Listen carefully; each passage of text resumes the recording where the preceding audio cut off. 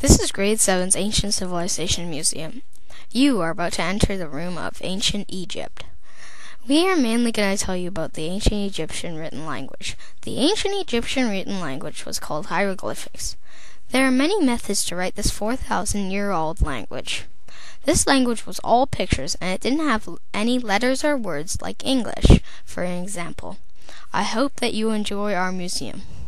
The word hieroglyphic, which indicates the characters of Egyptian writing, means in fact a writing of the gods. This writing is over 4,000 years old and was brought in by the Greeks, but the Egyptians thought it was a gift from the gods. This is early writing of the Egyptians. They used symbols to write each word. The tools they mostly used were chisels and stones to carve the symbols into the walls of their temples. Other places they put these writing were in coffins, pottery, on a mesh that they used as paper. With this writing down, they now can write stories and tell what was going on at the time. For some example, if you see a bull, it is a bull, but if you see a cat plus grain, it means sorrow. This picture is a page from the Book of the Dead. The Book of the Dead showed how to properly mummify a body and what things you need to make sure that they make it into the afterlife.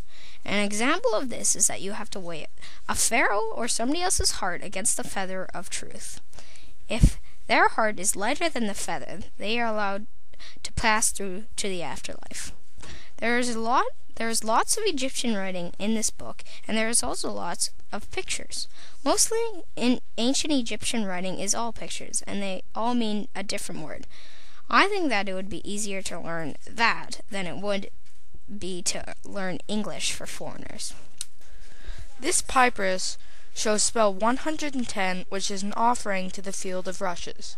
The Field of Rushes is a place believed where the deceased went to work. This picture shows how to make the spell and what you do. This page is about performing rituals that will help the dead move on to the next life. This page also shows that Egypt has organized religion.